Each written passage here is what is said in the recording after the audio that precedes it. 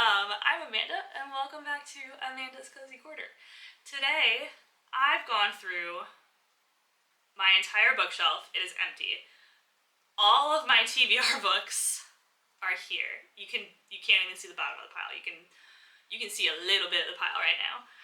And today we're gonna go through them. I'm going to make a list. We're gonna figure out how many books I have on my physical TBR, and then I'm gonna come up with a little bit of a plan on how to tackle this. So, unfortunately, I did just do a little bit of a book haul, which are like these books up here. We do talk about them. But now I'm starting to have a little bit of buyer's remorse. I'm like, I did not realize how many books were really on my physical TBR. And so it was a really good exercise to do this, to say, no, read the books that you've got. You don't need new books. So let's get to it. Let's start going through this monster of a stack. The books that are on my current TBR for this month, because it has been a priority of mine to read these books down. So, first one is Love Theoretically by Ali Hazelwood. I'm looking forward to that one. A Darker Shade of Magic by V.E. Schwab. I do have the whole series here, and I did get them in the old covers because I like the old covers better. I have not read any of them yet. So this one I am halfway through Iron Flame, which is the second book, following Fourth Wing by Rebecca Yarros. I am about halfway through. I'm at page 309. Have been for a while, still have not picked it up.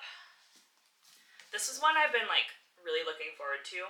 The Book That Wouldn't Burn by Mark Lawrence. It's a high fantasy. It got really high praise from a lot of people on BookTube, including Reagan from Peruse Project. She really loved it, and I trust her judgment, so I was going to give that a try. Snow White with the Red Hair. This is volume 3.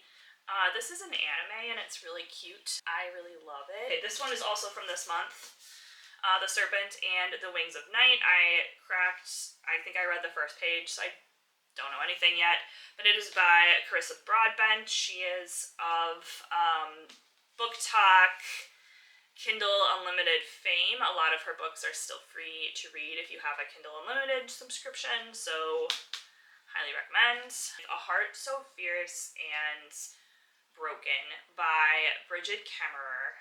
This is the second book. The first book is A Curse So Dark and Lonely.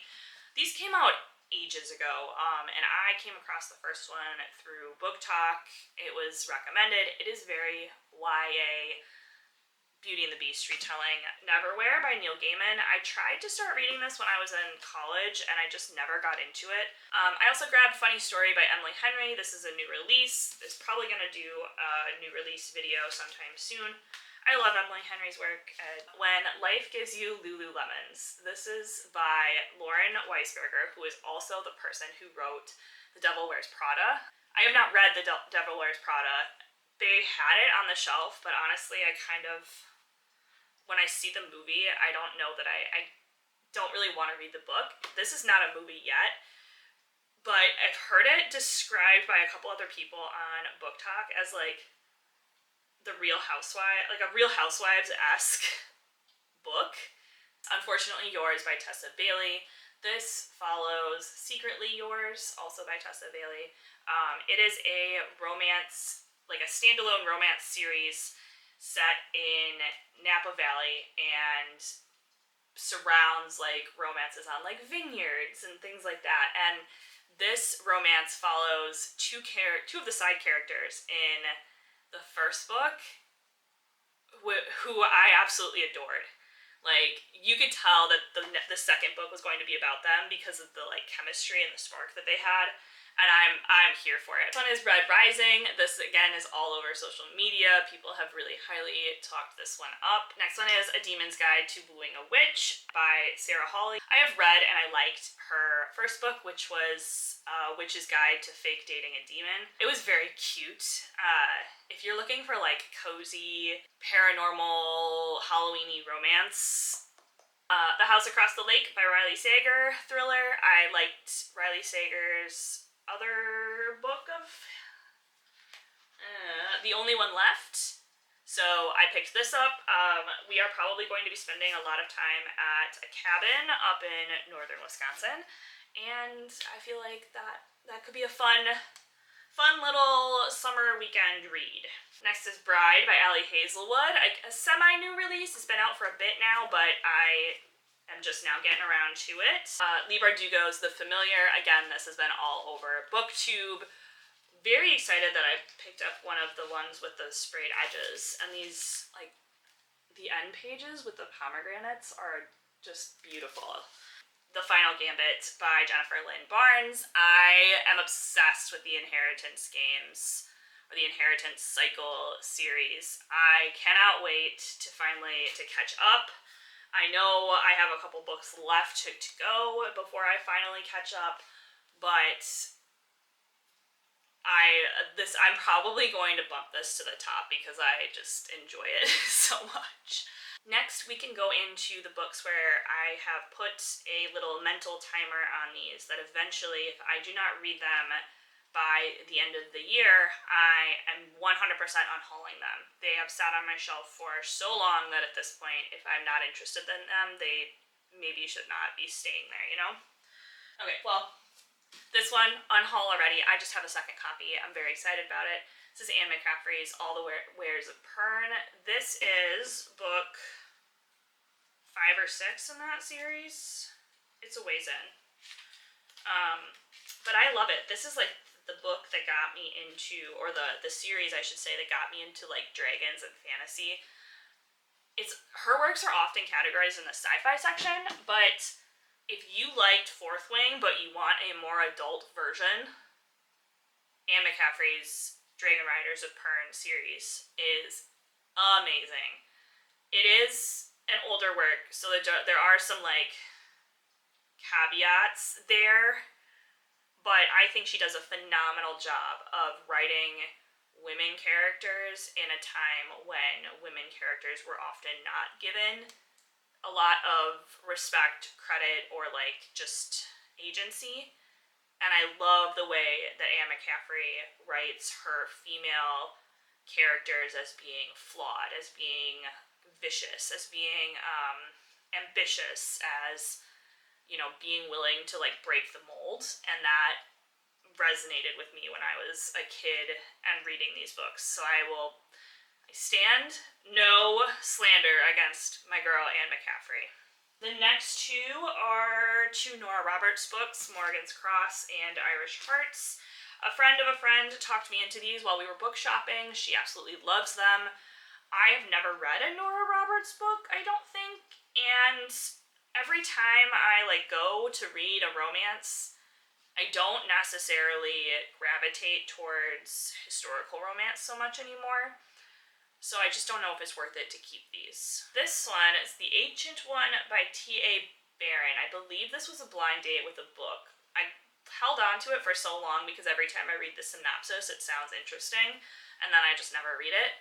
So I'm thinking this might also be a good like lake read to just see if I can give it a shot, and if not, I'll like leave it by a free little library or something.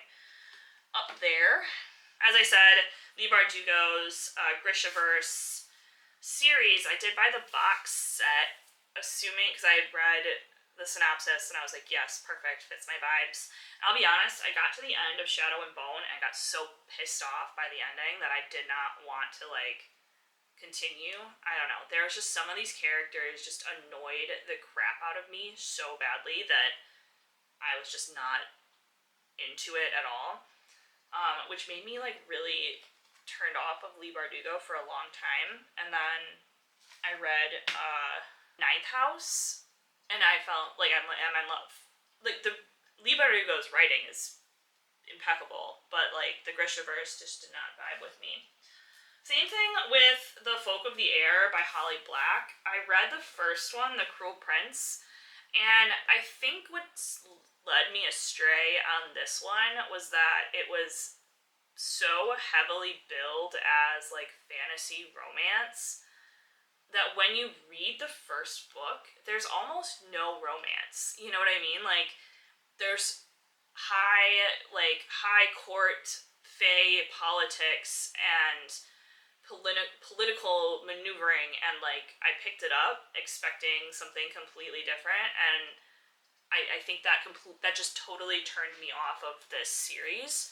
I have been thinking that I should give both, you know, this set and this one a second chance, but finding the time has been interesting, so I've been putting it on my, you know, kind of exploding book list to be unhauled, just to urge myself to actually take the leap, if you will, and give it a shot. So this is called The Books of Pelennor, and this is a series by Alison Croggon.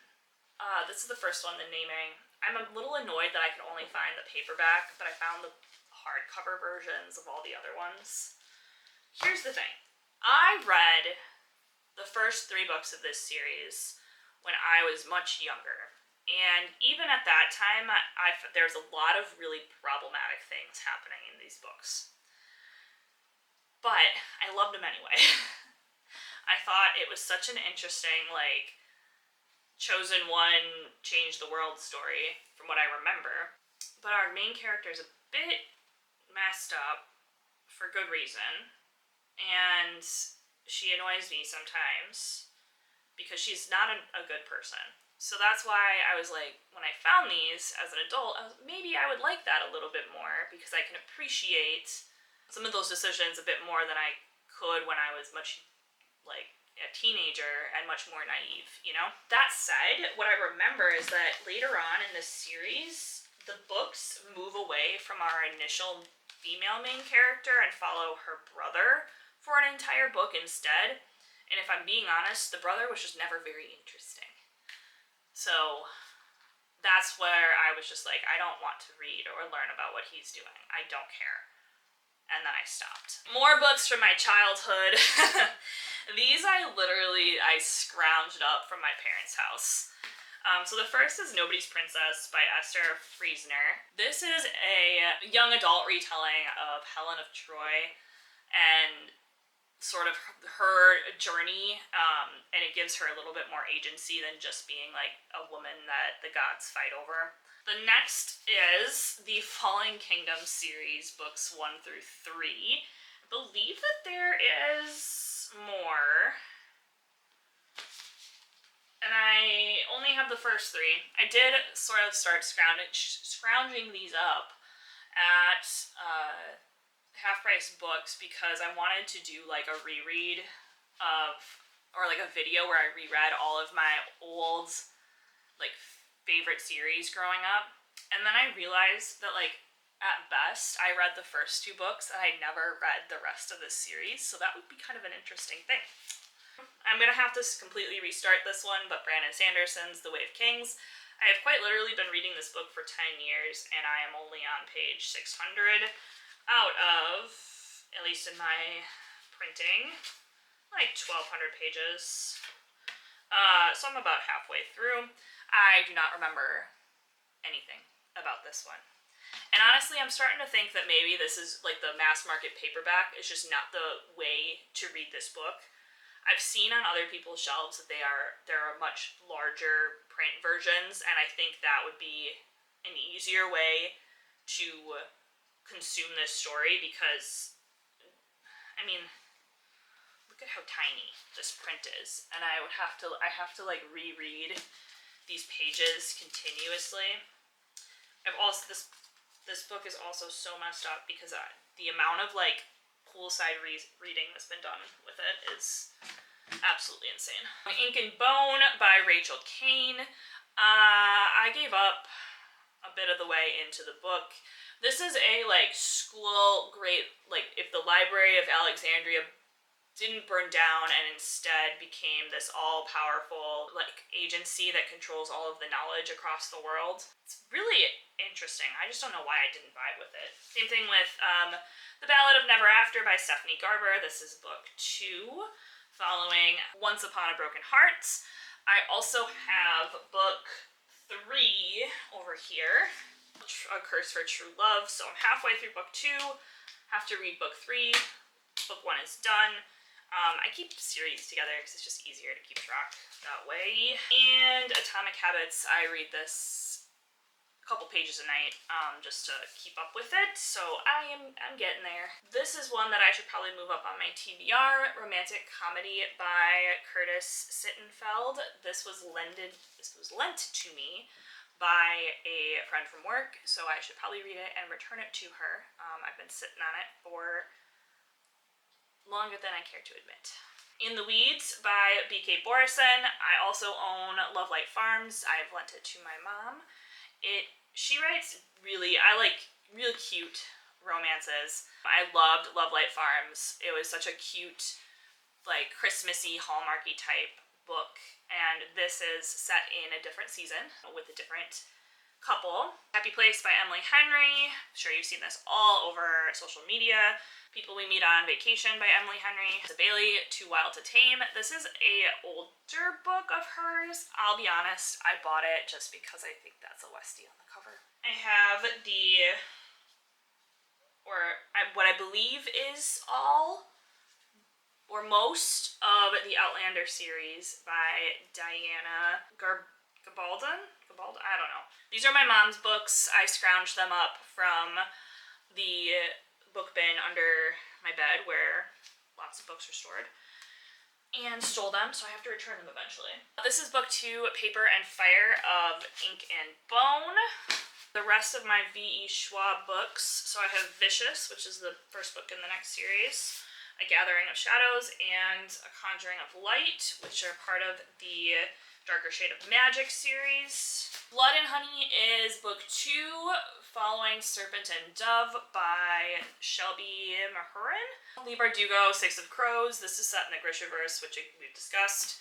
It's also apparently a heist book, which is probably why I'm not drawn to it, which is just so weird. Ordinary Monsters by J.M. Miro. This sounds like a creepy ass book, in a way. And it sounds very dark and maybe suspenseful, not necessarily thrilling. So I've been keeping this for when I'm in that sort of mood, which normally is around Halloween time. Priory of the Orange Tree. Honestly, it's just a big ass book, which intimidates me. These are some older books. So this is Raggedy Tan by Brian Jacobs, which is part of the Redwall series. Anyone else was a Redwall kid growing up? Reach out, because honestly, in all honesty, I'm trying to collect these books. They were some of my favorite childhood books, and by childhood I mean these are very much middle grade, but high fantasy medieval warfare middle grade with animals. They're so good. That makes it sound so weird, but they are phenomenal books. Kristen Hanna, The Nightingale. I have not read a book by Kristen Hanna yet, and yet everyone loves her and talks about all of her books, and I feel like I just need to take the plunge and do it. Thousand Ships by Natalie Haynes. Demon Copperhead by Barbara Kingsolver. Again, this is another retelling of David Copperfield's. Ken Follett, The Pillars of Earth. I'll be honest, I grabbed this one because my dad's read these books and speaks highly of them, so I wanted to give it a shot. The Historian by Elizabeth Kostova. This one my parents gave me for a birthday. The Dark Hills Divide. This is again middle grade. Let's talk about the mangas. Most of these are series that I have started, and mangas don't last on the TBR for very long because they're very quick reads for me. So I have volumes 3 and 4 of Spy Family here that I still need to read. Volume 1 of Soul Eater. And then I have volumes 4 through 10 of The Ancient Magus Bride. Got Anatomy of Love Story by Santa Schmartz. Sky in the Deep by Adrienne Young. One for My Enemy by Olivia Blake. Emily Wilde's The Map of the Otherlands. I've read the first book, Emily Wilde's Encyclopedia of Fairies, and absolutely loved it. Cinder, which is kind of an oldie. The Fifth Season by N.K. Jemisin. Gideon the Ninth by Tamsin Muir. The Darkening by Sonia Mara. I haven't heard anyone really talk about this, but A, the cover is stunning, and B, it sounds like a very cool, like almost spy-esque young adult book. It also sounds very similar to Shadow and Bone, which makes me a little nervous, but I thought maybe a different story with a similar vibe might hit me a little different, you know? A Court of Silver Flames by Sarah J. Maas. I just don't like Nesta, and I can't bring myself to read a book about her. House of Earth and Blood by Sarah J. Maas. A Marvelous Light by Freya Marsk. Fire the Night by Bridget Kemmerer. Bookshops and Bone Dust. I really did like Legends and Lattes. I read Legends and Lattes very slowly, like chapter a night type reading, which is slow for me. And loved that it was like the perfect bedtime story to send me right to sleep. Because it was just cozy and nice and a good story, you know? Lots of vibes, no plot. A Study in Drowning by Ava Reid. A Fate Inked in Blood by Danielle Jensen. I got the shiny sprayed edge, which is cool. Where the Dark Stands Still by A.B. Paranik. This gives me big Bear and the Nightingale by I think it's Catherine Arden is the author. This gives me very similar vibes, and I am like here for it. I love that series, so if I can find another book that is like similar to that, yes, sign me up. Dracula by Bram Stoker. I bought this intending to read it over October last year. I did not, but like, look at how beautiful. I bought this at Barnes & Noble. Look at how beautiful that cover is. On Ready Player One. Have not read the book yet. I also haven't seen the movie, so I'm trying to like hold off and read the book first. Alright, we're getting into the non-fictions, which are mostly based around the criminal justice system, because I work in the criminal justice system and it interests me. So I have Monster, the autobiography of an LA gang member by Sanika Shakur, aka Monster Cody Scott. I really, really, really want to read this book. It came really highly recommended, and it is supposed to be like a very raw, real telling of what it's like to grow up in a gang and to be expected that you're just going, this is what your life is going to be. And he is still serving a life sentence, but has completely changed his outlook and wrote this to essentially like put the message, it's directed to people in his old neighborhood in LA, to put the message out there that like this is not a good life choice. So Evicted by Matthew Desmond.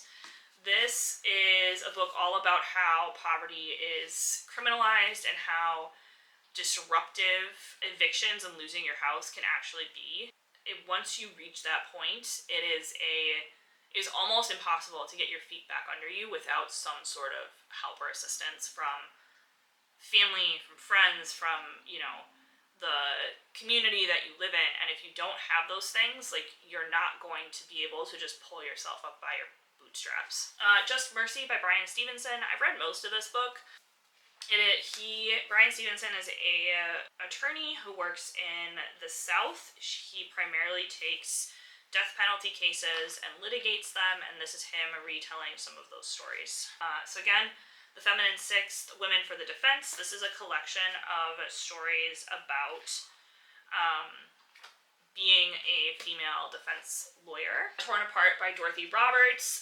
This is a little kind of extreme, but this is about the child welfare system and how the child welfare system impacts families, especially families of color, and how there is a systemic approach to separating these kids from their parents and not reunifying them.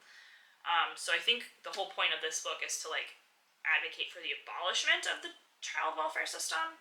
It's not something I necessarily agree with, but it's an interesting point of view that I would like to learn more about so that I could have a more informed opinion on it. Rage of Innocence, How America Criminalizes Black Youth by Kristen Henning. Kristen Henning is a very well-respected defense attorney specializing in youth justice.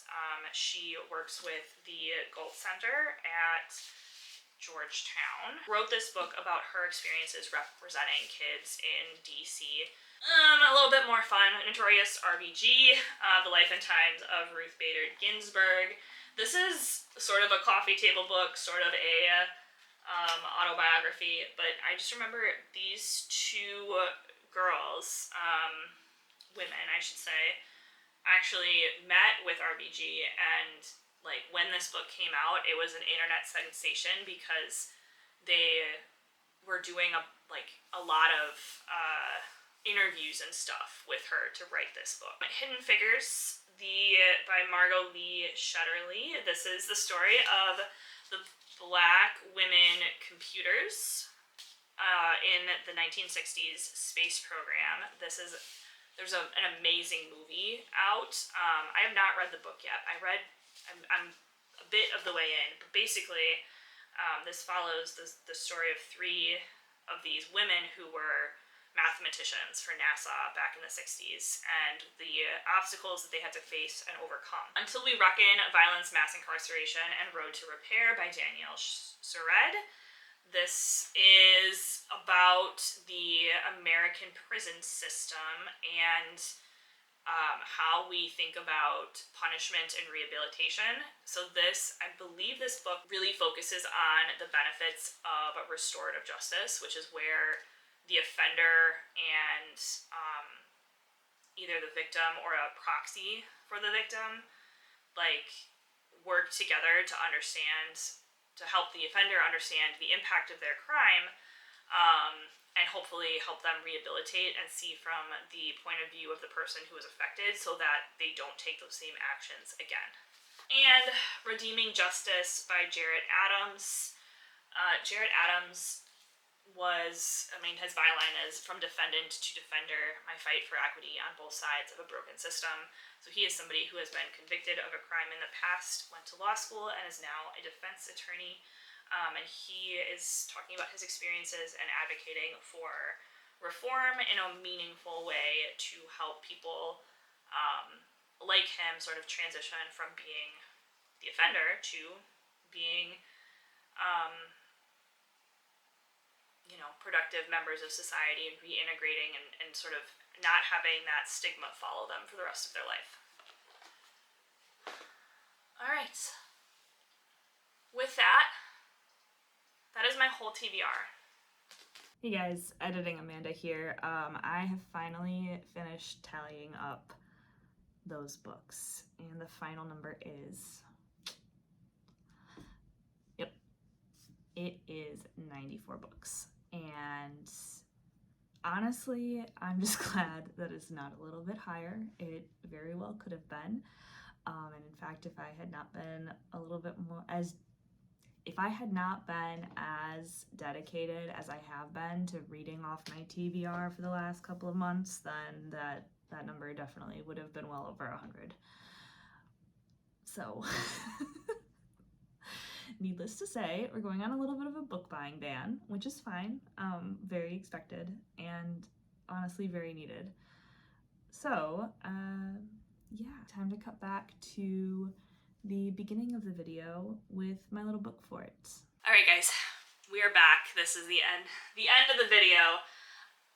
Thank you for hanging through all of this with me and going through this absolutely insane stack of books. I am hopeful that we can get through these. I did set a little bit of some aside that have been on my shelf for a very long time as the quote-unquote exploding books, which is the trend right now. But I didn't think that they were worthy of their own video because we've seen a bunch of them. Honestly, the books that I have on there are probably not super interesting to a ton of people, and the likelihood I get to them is very small. So, let me know what you think I should read first of all of my books. I would love some suggestions. If you've read something and loved it, let me know. I am willing to give each and every single one of these books a shot, which is why it is still on my shelf, and I have not unhauled them yet. Have a great day. Happy reading. I hope everyone's having a great time with whatever book they've got going. And I will see you in the next one where we move this office around.